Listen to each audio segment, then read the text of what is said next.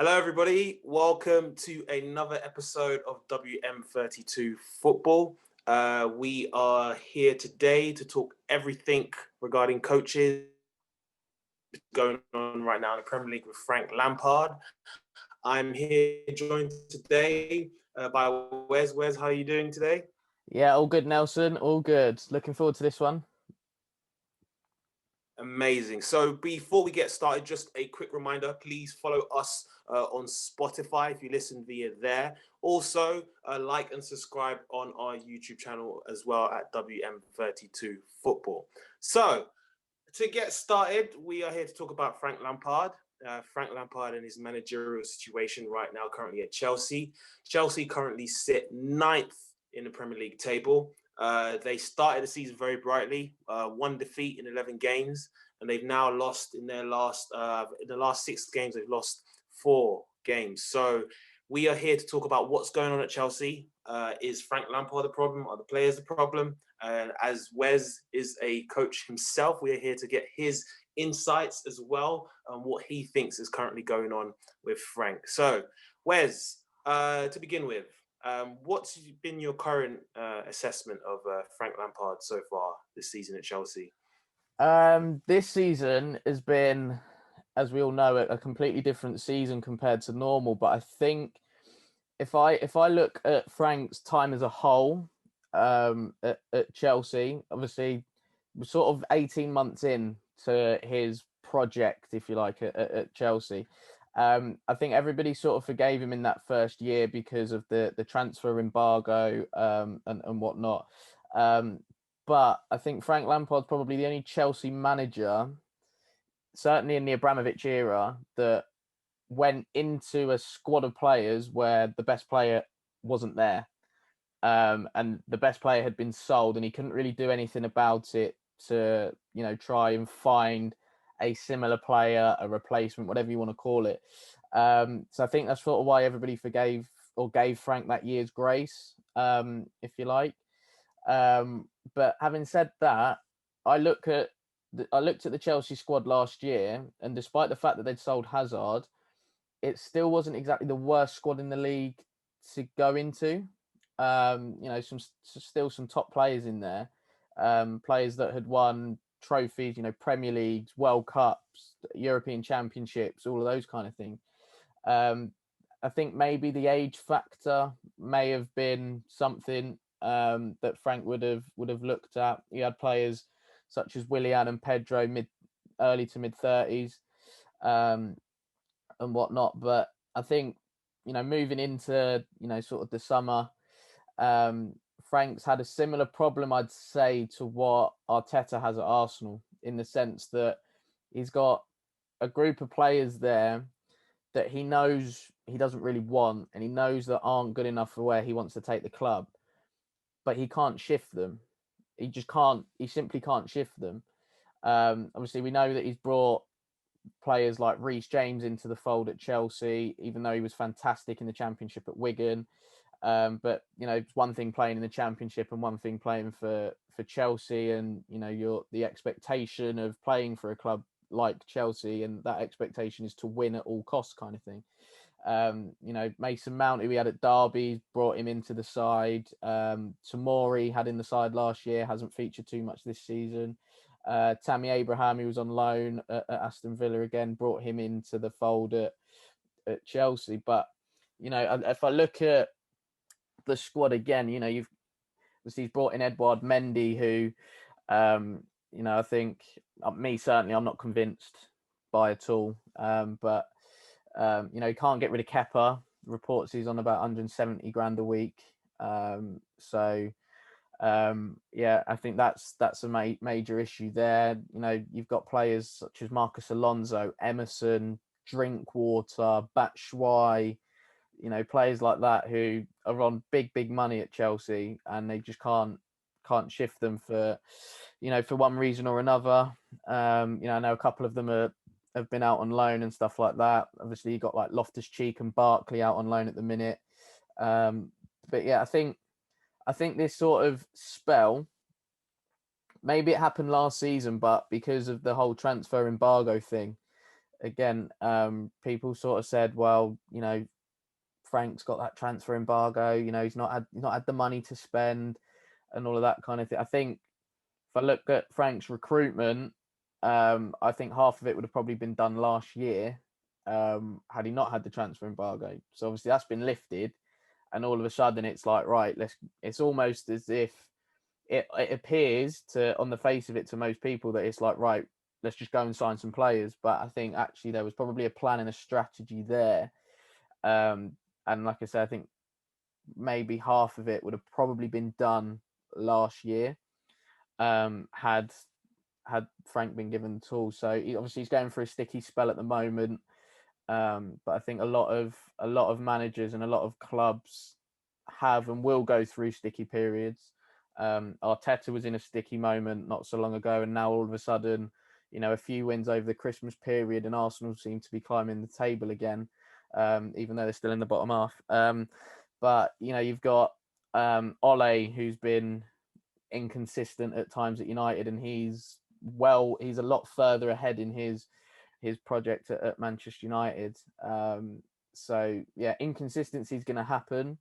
I just think it's being highlighted a bit more because of the level of investment that Chelsea have had this season. Obviously spending 220 million there or thereabouts, and I think everybody's expecting things to click straight away, but in sport it's just not like that. You are going to get some ups and some downs along the way, and it just feels like perhaps they're just in a bit of a sticky moment. They had it to a certain degree in some cases at the start of the season. The new signings weren't necessarily fit and had a few injuries, and then they almost came back in, bit of freshness. Chelsea went on a long unbeaten run, and it's just halted a little bit. But I wouldn't be too concerned at this stage if I was a Chelsea fan and whatnot, because like I say, it's bound to happen. Every club goes through a bit of a bad patch and a bit of a bad spell. Even this season, I know United are sitting second at the moment, but the start of December, Ollie's job was on the line again. And now look at them a month or so later, they are, like I say, second. So yeah, I wouldn't be too worried or too concerned at this stage if I was a Chelsea fan, because like I say, it's something that was bound to happen. It's just a case of when it was going to happen, really. Right. And you mentioned at one point that when Frank came in, he obviously didn't have the squad that he wanted. But obviously after the transfer embargo, he spent, I don't know how much, the club spent with the level of investment that Abramovich gives to Chelsea. They spent on the likes of Kai Havertz, Timo Werner, you said Eduard Mendy at one point. You could argue those are the players that he probably did want to bring. Do you think Chelsea's form right now is, do you think it's partly, who do you think is to blame for that kind of, do you think it's down to the players or the manager? Because everyone, like you said, every club goes through their kind of sticky situations, but it's quite easy for the manager to take the blame. But in this kind of current form that Chelsea are going in right now, do you think Frank is 100% responsible? Or do you think the players also need to be held accountable? I think it's quite interesting. I listened to a couple of segments of Jamie Carragher last night on Monday Night Football, and he mentioned about Frank and experience to perhaps fall back on. I think for certain people of a certain age, we want to see the players that we've grown up with. Obviously, a lot of them getting older now, majority of them retired. We want to see them perhaps taking on managerial roles, coaching roles, or roles where we can, aspire to get to, because these guys were our heroes growing up. So we want to, again, have them as a reference point for us in our working lives to try and, aspire to get to where they are. I think, like I say, it's there could be a number of reasons why Chelsea are just in a bit of a sticky patch at the moment. Is it the level of games that are coming up thick and fast, the lack of a real sort of pre-season? I think that was probably the case in the first instance, the lack of the pre-season, where Frank's brought in a good handful of players. You want a pre-season to work with them and get them up to speed with how you want to work and how you work, and how you want to play, tactical implementations and things like that, patterns of play, all of those kind of things. But yeah, I think obviously when you're on the pitch, Frank can't influence it too much.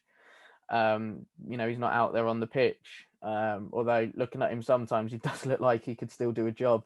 So I think, the level of games coming up or that have come in this short period of time, it's relentless. And when you have, little niggly injuries to certain players in key positions, obviously that doesn't help.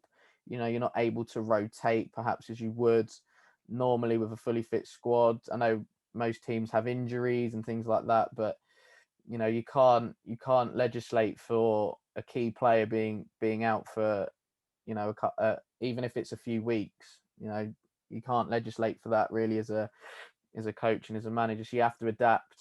But yeah, I mean, I was watching them against City, and City. All right, it took them about 10 minutes to sort of find their rhythm. Obviously, they had a bit of a break due to not playing against Everton, COVID reasons and everything like that. But once City had sort of found their way into the game, it was just like they just stepped it up, and we know City have that capability of doing that. But I think if I look at Chelsea in the big games really this season, have they? I wouldn't say be a joy to watch, because ultimately they're there to win and get results. I don't think styles really matter, but have Chelsea really, really gone for it in any of the games? Tottenham were there for the taking, and it pains me to say it, being a Tottenham fan, but we were there for the taking. If they had a player in midfield that really gripped the game by the scruff of the neck, or in an attacking sense, like Hazard used to in his Chelsea days, Tottenham could have lost that game. Against Arsenal were on a horrific run. Again, there for the taking, they end up losing. They go away to United. I think they pick up a point away at Old Trafford, but again, United in that particular moment when they played against them weren't exactly at their greatest. So I just think Chelsea haven't really taken opportunities this season in the big games to perhaps stamp their authority on games and look to get wins. So I think that's perhaps been their Achilles heel, is they haven't been on that front foot. They've almost been a bit cautious in their approach, and it's almost like they've gone, okay, if we don't lose, it's a positive. Not saying that we have to go out and win, but if we don't lose, then we're happy with that. But I think Chelsea have got the players to turn it on in that final third. I think we've seen it at times against teams lower down in the Premier League table. But yeah, I think against the top sides this year, they've not stamped authority on games, and they've not looked like a side, of investment aside, they've not looked like a team full of international players that, but they're not, okay, you can say international players and play for, a country that aren't exactly the greatest, like San Marino, for example. He's still an international player, or Gibraltar or something like that. But these are top international players at the end of the day. And okay, there's a lot of young players within that Chelsea setup, but there's some experience in there as well. And you almost want that those experienced players to come to the fore and almost, I wouldn't say guide the younger players through, but almost stamp their personalities on the game, and stuff like that. So yeah, I think it's I wouldn't say it's the players, I wouldn't say it's Frank. Could it be a combination of both? Maybe, potentially.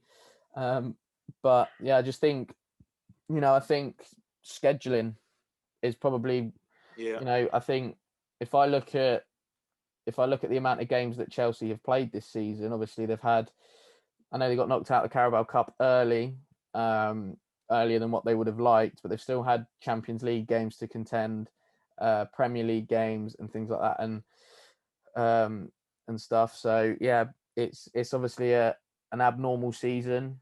I think everybody can accept that. But I think everybody was expecting a bit more from Chelsea given the level of investment. But at the end of the day, these players are still human. They can't, it's very, very hard to perform consistently at the same level in every single game.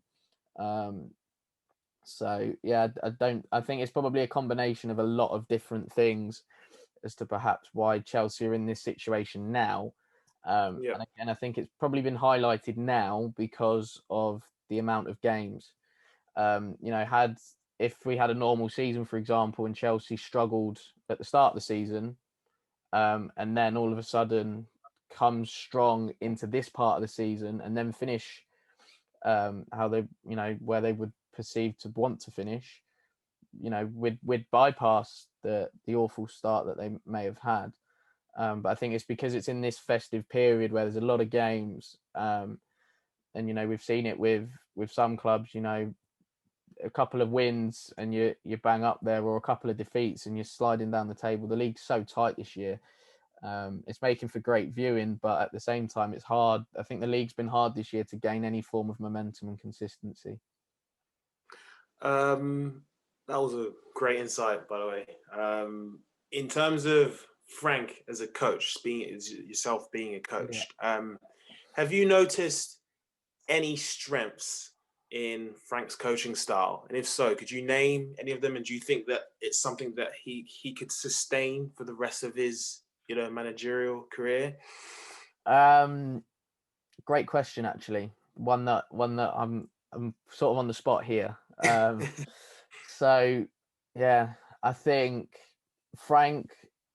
I think there's I go back to the generation of players that we sort of grew up with. Yeah, they have respect from every type of player because of the players that they were. So, and I think Gerrard's got it at the moment, with where he is at Rangers at the moment, and it's that if these people call you and they want you to play for them, you almost go yes straight away. It's almost one of those things you don't have to think, because it's like, right, well, I'm getting coached by Frank, Gerrard, people like that. So I think he's got the respect of every single player there, which, like, as I say, naturally would do as a player for what he did in the game, obviously being Chelsea's record goal scorer as well, and things like that. I do like the fact that sometimes he's willing to call players out or call his team out for not perhaps performing how he would like. Because to me, that then gives players responsibility. It gives them ownership. And I've been on a few sort of different coaching courses and even talent ID courses, and conversation about player ownership within sessions a lot comes up, but we never speak about player ownership in games. I think Frank tries to do that in games, from what I can see, obviously an outsider looking in and a real outsider because I'm not a Chelsea fan. So I like that. Whether he can sustain that, I don't know, and I probably wouldn't think that he would be able to sustain it, because as a player, if you hear that your manager's calling you out, you're either going to go one or two ways. You're either going to sink or swim, basically. You're either going to go, nah, don't fancy this, or you're going to go, right, I'm going to prove him wrong. I think there's only a certain amount of times Frank can really do that, because, like I say, the players will become immune to it. Oh, he's doing it again. He's doing it. He's calling us out again. What's he playing like? And I think because of player power now, it's so more influential than what it was when Frank was coming through the system. In terms of his playing styles, he likes Chelsea to be that possession-based team. I think he's adapted a bit more on what Sarri had, because Sarri had this possession-based style sort of thing, but I think he's almost given a bit more fluidity to the way Chelsea play, a lot more rotation, it seems, in midfield. I think Frank's probably biggest problem at Chelsea at the minute in certain areas is he's got too many options. I think, and I don't know really. I guess there's a few players that when fit you would go, yeah, they'd start, they would start, they would start. But I think there's quite a few different positions where you're unsure on who's going to play. Like right back could be Azpilicueta or Reece James. I mean, two fantastic options to have, and I guess, squad rotation again is important. It appears that Reece James is gone ahead of Azpilicueta in the pecking order there. If I look at his midfield three, okay, you probably say Kante is a nailed on one to play. Mason Mount probably nailed on to play, and then it's one of Kovacic or Jorginho. Again, you're not 100% sure. He's got good options towards the top end of the pitch. Werner, we know it hasn't worked out for him yet, but still for me a good striker. I think he's got fantastic movement. Saw him at Leipzig, and his movement was just different class. I don't know if that was because he was allowed to drift a little bit more because they played with the two up there. I think that Havertz is, I wouldn't say an issue or a problem, but I don't think Frank knows where to play him. At Leverkusen, he was devastating as a number 10 and as an attacking midfield player. But you've seen a lot of the time Havertz playing out on the right-hand side, for me, doesn't suit him. I think he's got to be a number 10. And I think if Chelsea were to play through him a little bit more when he does play in that number 10 position, I think you'll see a complete difference in the way that they play. But yeah, I think it's more down to sometimes personnel. We've seen a lot of the time Timo Werner stuck out on the left. Yeah. Again, doesn't particularly look 100% comfortable there. He's got three fantastic, including Werner in that, who I still think is a good forward. But he's got Tammy Abraham, who Frank likes a lot and has pinned his hat on a lot of the time. But I mentioned him last week. Olivier Giroud is still doing the job for Chelsea at his age. Fantastic again to have that type of player as an option. But I think Gary Neville almost summed it up in the City game, where Frank has got a set of players that he bought and a set of players that he likes. And he's trying to mould them into his team, which is fair enough. But as I mentioned earlier, there's a lot of squad players at Chelsea that are decent options for many clubs. But we have to remember this is sort of Chelsea and where they're wanting to go and where they perceive themselves to be. Competing on all fronts, challenging on and getting into semi-finals and finals and winning. And I don't think they have many of those players that can take Chelsea there with their depth of squad. I think their first 11 could do it because they've got really, really good options and really good players. But I think their squad depth isn't quite there yet. And I think that's, look, would Frank have wanted to sign perhaps the level or the amount of players that came through the door at Chelsea this summer? Probably not. But you take two transfer windows out, and as I mentioned earlier, it's all come at once. There would have been planning in place for it. I know sometimes players become available, and when a player sometimes does become available, you take the chance of signing them because you don't know if they're going to come around again or another club might take them before you.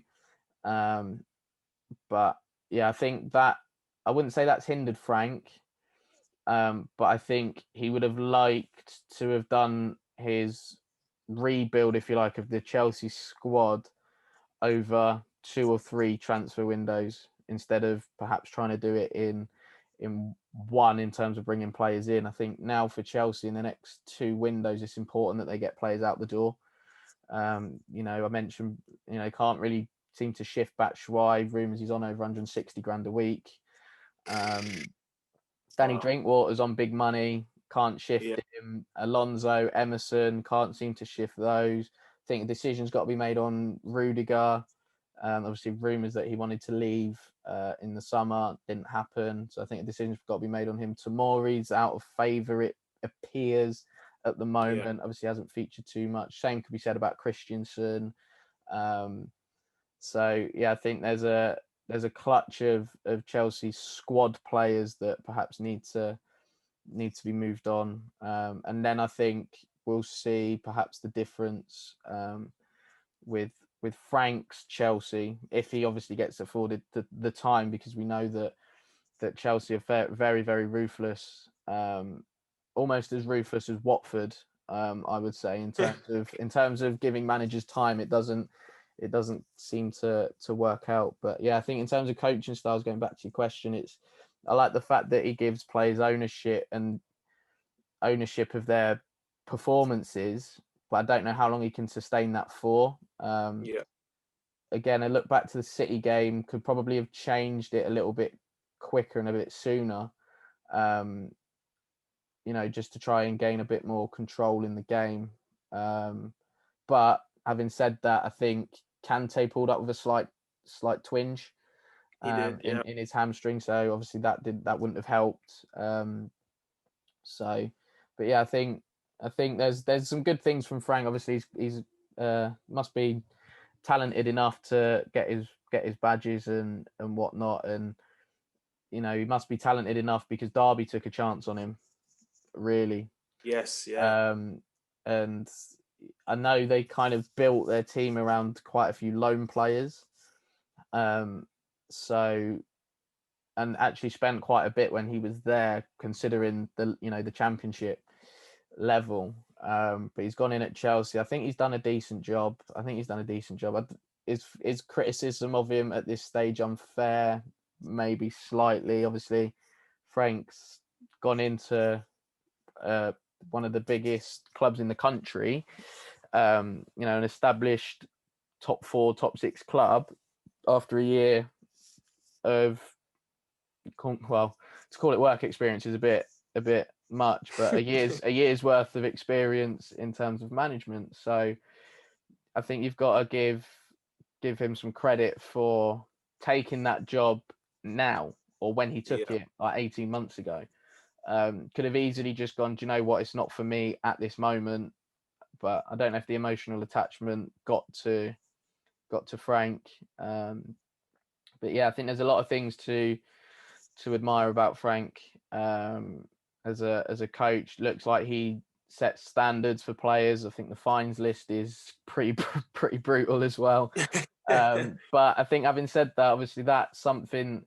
Then it's like, right, okay, you're here to work, and you're here to work hard at your craft. Every manager that's had Frank Lampard as a player has said that he was the one setting standards. He's the one that was doing the extras after training and things like that. So I guess he's trying to instill some of what he was, some of his traits and personality characteristics as a player into his coaching, which I think would be fantastic. It's just a bit difficult for him at the minute, and like I say, hard to gain any consistency. But I think he and Chelsea will come through it. It's just a case of when they will come through it, and I think they will, and I think they'll still finish the season fairly strong.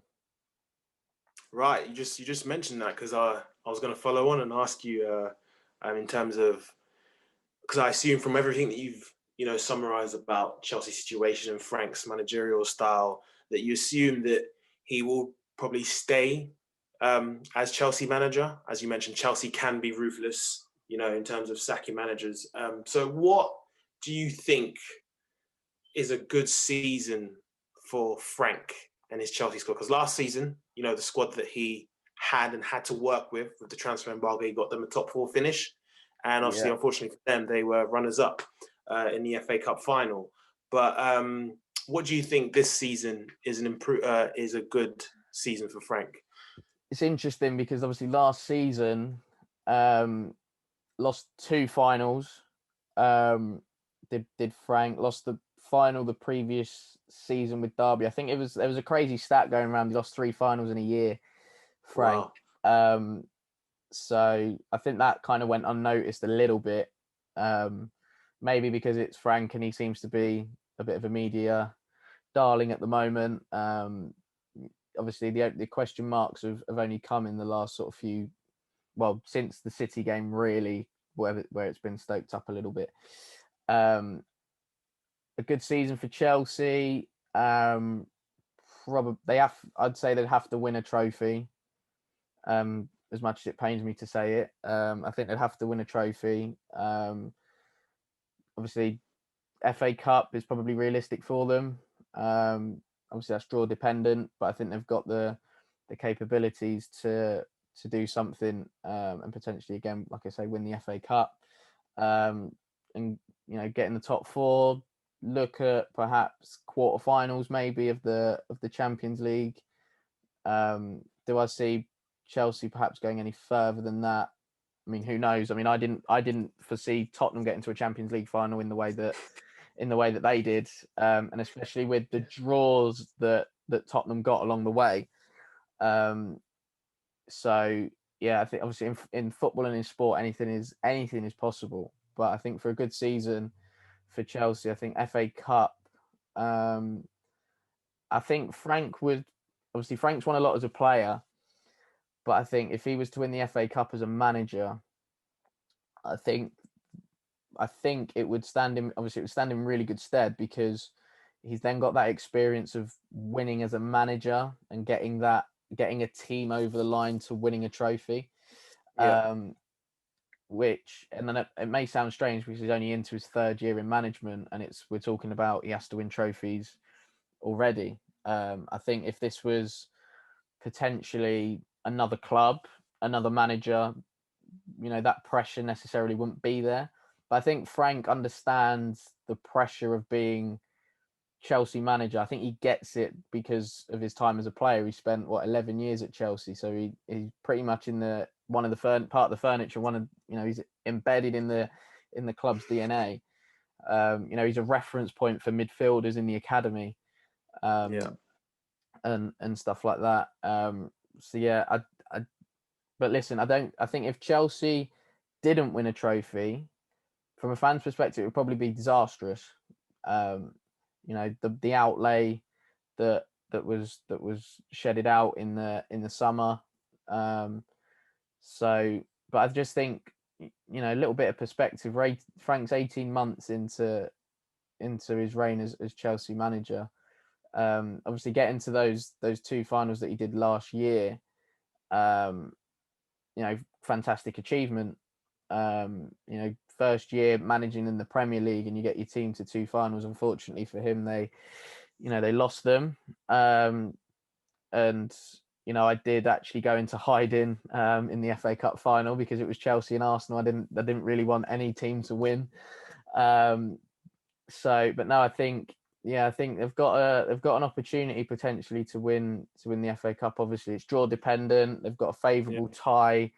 I think they've got Morecambe. Favourable tie there. But who knows who they'll get in the next round. I think Champions League to perhaps get quarterfinals, I think would be decent. And then you just want Frank really to get given a bit of time. It's still not completely his Chelsea side. He's still building it in certain areas, and stuff like that. So yeah, just a bit of time, bit of patience, I think is needed. Whether he'll be afforded that is the next question. And as I've mentioned, it's very much cutthroat at Chelsea. Like if you're not winning, your job's on the line. I think you're only ever a game or two away really at Chelsea from there being a crisis. Frank would have known that going into the job. He would have known it because he's experienced the fact that managers have gone through sticky spells as a player at Chelsea. Mourinho went through sticky patches at Chelsea. Ancelotti did as well. Two managers that have won virtually everything there is to win in the game. Yeah, they went through sticky periods. And under Abramovich at the same time. So yeah, I think just hope for a bit of patience, really, from a Chelsea perspective, from Frank's perspective. I think that's what he'd want. He wants to be there for the long haul, the long term. Chelsea renownedly have got one of the best academies in the country, consistently winning FA Youth Cups. The question always there was, though, where's the pathway for these young players? I think Frank is giving them that pathway now with, he's brought in Reece James, Mount, Tammy Abraham, Billy Gilmore, who's been brilliant every time I watch him. There's the young lad Adrian, I think it is, attacking midfielder. Yeah. He's been training with the first team. So I think Frank is definitely one of those, like, if you show something or if you show a bit of promise, I will reward you. And I think, from a Chelsea fan's perspective, I think it's something that they've wanted to see for a long time. I think they've been confused as to why, we've got this academy that's, one of the best in the country, consistently winning FA Youth Cups, and these players must be half decent. Why aren't they getting their chance? Why are we shipping them out on loan here, there, and everywhere? But I think, like I say, Frank is a person that understands the club, the DNA, the fabric, wants to add his stamp onto it as well at the same time. And I just think perhaps a little bit of patience is needed. But as I say, for Chelsea, probably FA Cup, because I don't think they're gonna win the league. They could certainly look to challenge if they sort the sticky patch out that they're going through at the moment. They could certainly hit top four. And quarterfinals of the Champions League. I think that would probably be a decent season for Chelsea. I 100% agree that patience is key. I recently watched a podcast. I don't know if you've heard of it. It's called High Performance Podcast, hosted by Jake Humphrey. There was an episode that Frank was on, and going back to the question I mentioned about his managerial style, I think one of the strengths that I really appreciate about Frank was the fact that you mentioned, like you said, he makes sure the players take ownership, but also himself. I think he mentioned a couple examples where, his team selection for a match, and if they had ended up losing the match, he would actually go to the player that didn't end up playing and actually apologize for making that choice to sit that player out. So I think showing that kind of vulnerability as a coach to his players, I think, is another thing that maybe earns, the respect from his players, which is something that I really liked. I think he does deserve more time. We'll have to wait and see. As you mentioned, Chelsea are ruthless. And one thing that I think you touched on brilliantly is the pathway for the youth players. Like, I think in my time watching as a rival fan, I haven't seen a wonder kid, come from the academy and actually play for Chelsea for, a number of years. So like you mentioned, Reece James is probably one of the first to come out, and hopefully we'll see what happens with his Chelsea career. But like you said, like with the fact that they've got so many young ballers at the academy, it's kind of strange that they're not taking advantage of that. But we'll have to wait and see. I wanted to touch on something in general regarding coaches. Frank is obviously a former player that has got a top job, and now we're seeing a trend of former players getting into big roles. You mentioned Arteta as well, and Ole Gunnar Solskjaer. I just wanted to ask for your opinion. Why do you think there's that trend of former players getting into these big roles with such little experience early on in their career? It's quite interesting because I think we missed a generation of player that perhaps wanted to go into coaching or management or things like that. It's interesting that it's now more of players that we've grown up watching.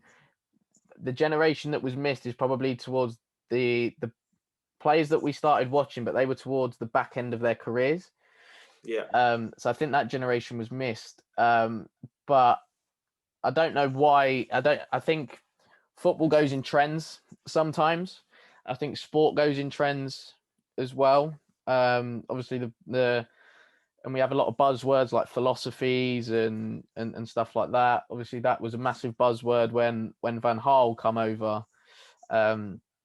You know, systems become fashionable and trendy. You know, going to a back three has all of a sudden become trendy and the done thing to do. And especially when you're playing against a team that has a lot of the ball, you almost have to go with a back three or a back five. Whereas before that wasn't necessarily the case. But yeah, I think, you know, it's quite interesting. I think it depends on the person. Because I don't listen. I'm not saying that every player from, you know, a generation wants to be a coach, wants to be a manager, but I think it's brilliant actually that clubs are looking at former players, especially in this country now, are looking at former players and going, how can we, as a football club, incorporate a former player into our football club? It happens so much on the continent. Holland is probably the prime example, and Ajax, the Ajax model is probably the prime example of it, where you have Mark Overmars, director, Van der Sar, director of football. Dennis Bergkamp was on the coaching staff at one point. I think I've seen Reisinger, the right back, has been on the coaching staff there. Frank de Boer, a former player, had managed Ajax. You had Ronald Koeman, who managed Feyenoord, I think, again, former player. But I just think it's something that the individuals sort of want more. I think there's probably, if I look at Jamie Redknapp, that kind of generation, was sort of happy to not go into that limelight and almost take that step back and, you know, perhaps go into media or, you know, go into other business ventures, restaurants, hotels, and stuff like that. Agents. I know there's a lot of former players now that are agents or ambassadors for agencies. But yeah, like I say, I think it's great that you have people now. If I look again, Frank at Chelsea, Arteta used to play for Arsenal, Ole at United used to be there, Ledley King at Tottenham on the coaching staff. I know that's something that a lot of Tottenham fans sort of wanted for a long time. I don't think Ledley was necessarily overly keen on it, but I think, you know, his impact has been fantastic at Tottenham. I know Tottenham again have got Ryan Mason in there in the academy and a few other of their ex-players in the academy as well. And like I said, I don't know why it's becoming a trend. But I guess, you know, we've had Joey Barton at Fleetwood, who's tried to cut his teeth a little bit lower down and try and build his way up, and stuff like that. Obviously, he recently left Fleetwood, but you know, Clint Hill was on his coaching staff again, another recently retired footballer. So yeah, I just think it's refreshing to see that people sort of want to get into coaching or management. Yeah, why is it happening a lot more now than before? Like I say, I don't particularly know, but I just think it's perhaps a trend where you know, ex-players go in because they understand the club, they understand the dynamic of the club, they understand the fans because they've played there. They're hoping that will, you know, turn the club's fortunes around is probably the best way I can put it. Obviously, it hasn't always worked out. If I look at Gattuso at AC Milan, I don't think that particularly worked out as people would have wished. So, and even Clarence Seedorf as well. He had a stint at AC Milan, and again, that didn't work out. So it doesn't work for every club, and it doesn't work for everybody. But I think there's been a massive trend in this country of let's get you know, an ex-player in, you know, he understands the club, he gets it. Yeah, but okay, from a fan's perspective, you love to see your former heroes, if you like, come home. You know, I'm sure there's many of Arsenal fans that would love to see Henry in the dugout one day.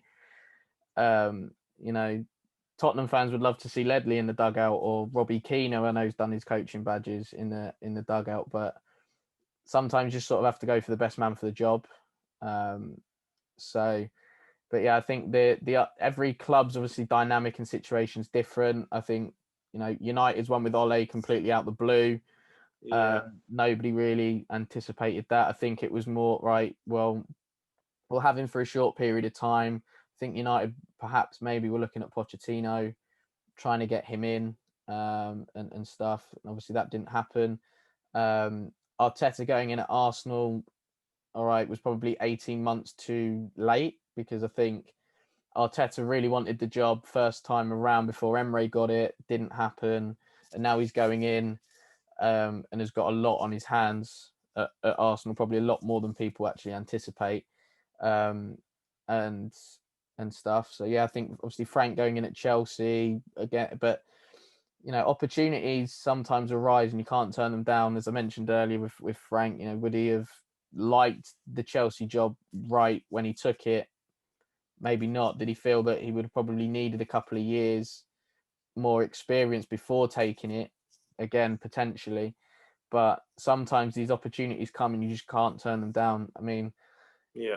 same with players, and you know, a lot of fans talk about, you know, wages and things like that. But ultimately, if you look at it in any walk of life, if somebody's going to offer you double your money to do the same job, you'd be stupid really not to turn it down. So, and again, the lure of the club, I think sometimes has a lot to do with it. You know, the lure of managing United, Arsenal, Chelsea, you know, all of those kind of clubs. I think the lure of it is too big to, again, sort of turn down, because you know, you don't know when that time's going to come around again, if you do say no or whatnot. So it's almost like, right, if I take it now, you know, there's I think as well, if for example any of those, you know, United, Arsenal, Chelsea, if any of those managers it doesn't work out for them, they've got probably a lot more to fall back on, than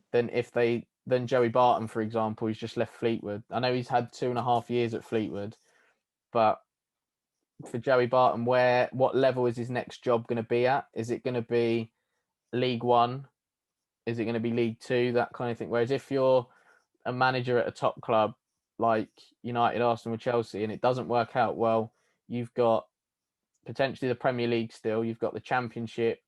If you wanted to go there, and really fancy a bit of a challenge. But again, I think Carragher made a really, really good point on Monday Night Football, where he said that he actually took a job at Sky, because he felt, and Carragher's done his coaching badges, believe it or not, and he said that, you know, he wants to be Klopp. Like when he watches Liverpool and Klopp's enthusiasm, like, I want to do that. But his point was that he doesn't want to do the building blocks, if you like, to get there. Like, he doesn't want to potentially go down to, you know, a club like, for example, my local team, MK Dons. He doesn't want to go there, cut his teeth, and then look to, you know, he wants the top job.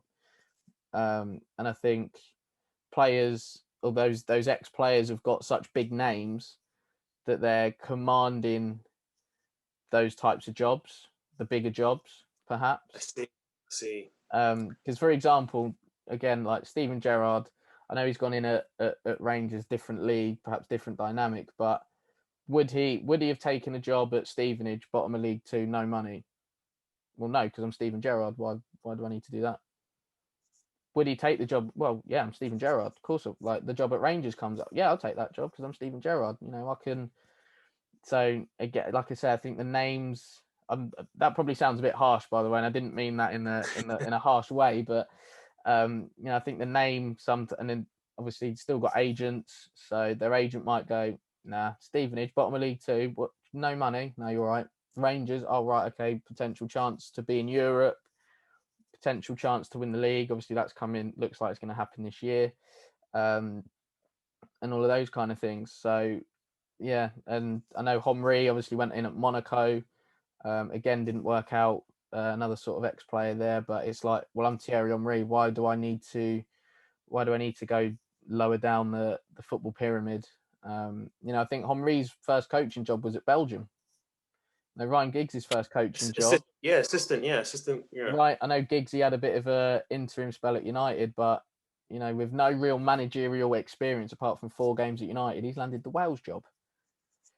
Because I know I think national team ones are a bit trickier because it's probably a case of, well, who's out there. I think perfect case of that at the minute's Republic of Ireland. They're struggling big time, but is there anybody around that can sort of go in there and deal with what the pool of players that they've got? Probably not. So yeah, I think sometimes reputations of players previously lead to them getting the jobs, but ultimately it's the clubs at the end of the day that are making those decisions. And as I said earlier, I think it's brilliant and refreshing to see players that have grown up watching that are now in the dugouts, because as I said, there's been a generation that were probably missed, and stuff, and it gives young coaches, again, somebody, as I mentioned earlier, somebody to aspire to. I might want to be Steven Gerrard, or I want to be the next like Frank Lampard as a coach or as a manager, or something like that. So yeah, that's just my take on it. It's interesting because I think, like, everything you said, completely warrant. I agree.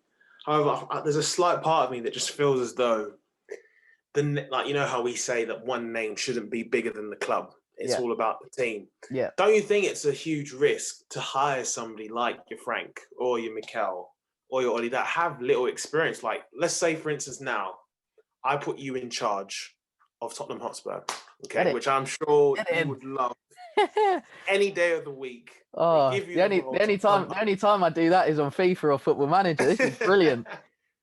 But I give you the keys. You're in charge. You own the club, and you need a new manager to obviously guide the club forward. And obviously, with the stature of club that Tottenham are and are becoming, you want to win trophies. So you have a list of candidates, and 3 out of the 4 candidates are managers that have big names but have little experience. Mm-hmm. For you, what matters to you? Is it the name of that former player? Because it could be any player. It could be an ex-player at Tottenham, could be a former player in general, or do you just go for the manager with the experience that could potentially, like a Mourinho is right now at Tottenham, and just choose him to guide you guys to, success? I'll put you on the spot here because, I think every club is different. So if I look at Chelsea's situation, when they appointed Frank, they had an opportunity to make a statement, and I believe they've certainly done that by appointing a young British manager. I believe it was a bit of an anomaly as well. I had to try and put my teeth in there. That was difficult. In the sense that it was a British manager, and I don't think Abramovich has really appointed British managers before. But Chelsea's situation is, right, we've got no money. Or we've got money, we've got a transfer embargo, so we can't bring any players in. We've got a fledgling academy with lots and lots of young players. Who's done well with a group of young players? The flavour of the month, almost, if you like, was Frank Lampard. Boom, there you go. Ole at United, okay, right. He's worked in their reserves as well. Has Ole. An aging team, massively aging team, who was going to probably guide them through a rebuild that, and I think the way that United was as a club at the time was very toxic. But bringing Ole in, straight away united every single one of the fans. And all of a sudden now the fans are singing Ole's name and they're not calling for the board to go. They only call for the board to go in transfer windows and when United are losing. So when you had that bounce with Ole, everything was Ole's at the wheel, Rio give him the contract to give him what he wants, all of that jazz. as soon as things didn't go to plan, it's Ole's a PE teacher, the board have shafted him, all of those kind of things. So, but I think as well, Ole doesn't strike me as a person that would go to his board. I need this, so I need a centre half. United need a centre half. Now, is Ole going to put pressure on the board to go and sign a centre half? No, not it doesn't strike me as that. No, we desperately need go and get me a centre half in the same way that Mourinho did. So I think that probably played a part as well. I wouldn't say Ole's a yes man, but he's certainly not one to ruffle feathers, and he's not one to call players out or whatnot. Arteta at Arsenal, right? Again, we need the team needs coaching. We've developed a style of, or we had a style of football under Unai Emery that we didn't actually know what was going on. So how do we bring somebody in that has an ideology, a philosophy of working and coaching players, and can produce a playing style that would suit the players that we've got? And who's around, and who can we realistically get? Well, Mikel Arteta. He's had the history of coaching and developing players at Man City. I know he was the number 2, but he was still actively out on the training pitch. And a lot of the City players spoke very highly of Arteta as a coach. He's had the history of playing a possession-based style under Guardiola, which is what Emery tried to bring into Arsenal, but just didn't have the players to do it now. So it's very, very situational. Now, if I'm in charge at Tottenham, Tottenham's need is very different to Arsenal's need, to United's, to City's, to Chelsea's. Okay. So if I'm in charge at Tottenham, like, as a Tottenham fan, we are desperate for a trophy. Desperate, right? I don't think there's probably a club in the league that is as desperate to win a trophy as Tottenham. I think if the majority of other clubs in the Premier League, from the big six, the traditional big six, if you like, down, a trophy's a bonus. Whereas at Tottenham, it's almost become an expectation now to win a trophy. Yeah. So, yeah, my thing would be, well, who's got the most medals on their CV? For me, it's about, at the minute, it's about who's got the most medals on their CV, and that's probably why Daniel Levy chose Mourinho. He's the person that majority of Spurs fans think, believe, and feel will get us over the line and winning a trophy in his time at Tottenham. So, I mean, from a Spurs perspective, again, it'll be interesting to see who follows Mourinho and what direction the club go in.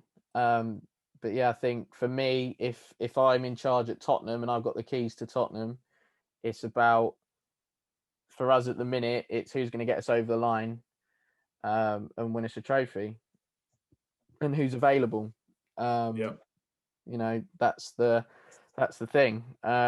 If I look back, say 6 years now, at the time, when Sherwood in that spell, whatever that was, by the way, it was like, right, who can we get in that is going to build something, and who's going to bring a style of football, a philosophy, again, an ideology, and a playing style that is good to watch, but will connect people at the football club. Pochettino. Bang. So it's very subjective. It's very situational. Okay. And I was one of those that, at the time, I'm not just saying it now, but at the time I did want Pochettino in at Tottenham at that time, because the job he did at Southampton was brilliant. And you always thought, well, how could he do, or what could he do with a slightly better set of players? So it'll be interesting now to see what and how he gets, and what he does and how he gets on at PSG, because he's got world stars with massive egos. And He had the players with the big egos at Tottenham, but got rid of them probably because they weren't good enough. But they had big egos to go with it. Whereas now I think he's got players with big egos, but they are world stars. So how is he gonna? It's an adaptation period for Pochettino. You know, his contract's 18 months, I think, at PSG. So it'll be interesting to see again how he gets on there. Yeah. So yeah, but in answer to your question, I think, you know, every club's situation is different. When appointing a manager, and obviously when you do it, if it's start of the season, it's going to be completely different to mid-season, because mid-season you're probably looking at somebody to get you out of the situation that you're in. Hence why West Brom have turned to Big Sam, because they're in a relegation battle and they need somebody to try and get them out of it. I know it hasn't started well for Big Sam, but his record suggests that it takes a bit of time for him to get things right. But his record of never being relegated stands for itself. So yeah, I think there's a few different situations, but I think for Tottenham, if I was in charge, it's definitely the man with the most medals on their CV is definitely getting the job. Interesting, because I was hoping you would either just straight away like a yes or no go experience or name, but I like the after hearing what you said, yeah, it makes sense that it's subjective, situational, depending on the club's needs and so on. So I totally agree with that answer. I appreciate all of your insight for today, Wes. I definitely learned something today. I hope everybody else who listened to this podcast learned something. Before we go, I have something for you, and this is a quiz. So if you're listening, feel free to play along at home as well. So this is how the quiz is going to go for today. I am going to name a club, okay? And you have to name the current manager of that club today. The trend within this quiz is that these clubs are managed by former professional footballers. Does that make sense? Yeah, here we go. Okay. Here we go. So let's see how it goes. Feel free to play along at home. First club. Okay, the first club that I'm going to ask you to name their manager, their current manager right now, is Napoli in Serie A. Gattuso. Gennaro Gattuso. If you at home also put Gennaro Gattuso, that is correct. Gennaro Gattuso is the current manager of Napoli Football Club. Next we have Bayern Munich. Hansi Flick. Hans Flick, if you put that as well, Hans Flick is correct. Well done. That is another question correct, Hans Flick. I'm going to go now with Montreal Impact. Here we go. Thierry Henry. If anybody does not know who Montreal Impact are, they are a team in the MLS. And if you did put Thierry Henry, that is correct. Well done, Wes. That is another correct answer. Yes, Montreal Impact. Interesting for Henry. Monaco to Montreal. Obviously bought Victor Wanyama from Tottenham. And Wanyama's come out in an interview recently and said that him and Henry have a little bit of banter regarding the two North London sides. Apparently Henry's trying to convince him about Arsenal, and Wanyama said, "No, I'm Tottenham, and I'll always be Tottenham." So big up, Big Vic, that's for sure. Yeah, big up, Big Vic. We'll move along. Next club I have is Real Madrid. Should be an easy one. Yeah, Zinedine Zidane. Zinedine Zidane, yes, is the current manager of Real Madrid, another former player. We will now go forth with Rangers. We've mentioned him today. If anybody forgot. Steven Gerrard, Slippy G to all those Celtic fans out there. Stevie Gerrard is correct. He is the current manager of Rangers. Okay, let's bring it up a notch a bit. I'm going to go with Lazio in Serie A. Oh, it's Simone Inzaghi. Is he correct, guys? Yes, he is. Yes, he is.